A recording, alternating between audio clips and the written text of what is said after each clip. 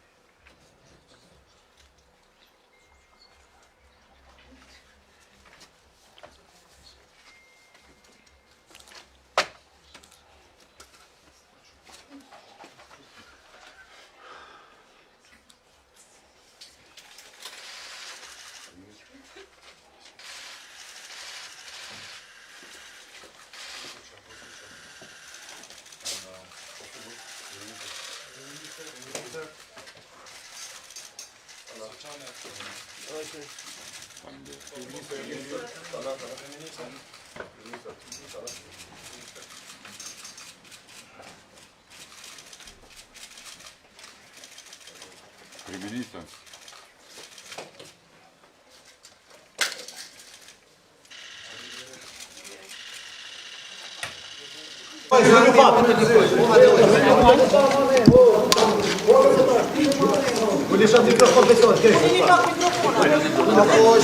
Edhe ma poshtë.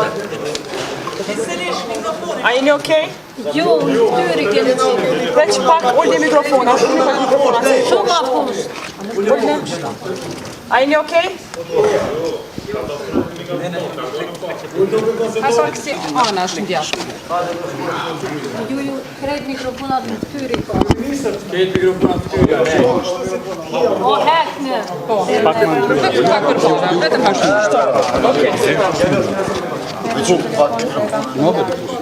Okej.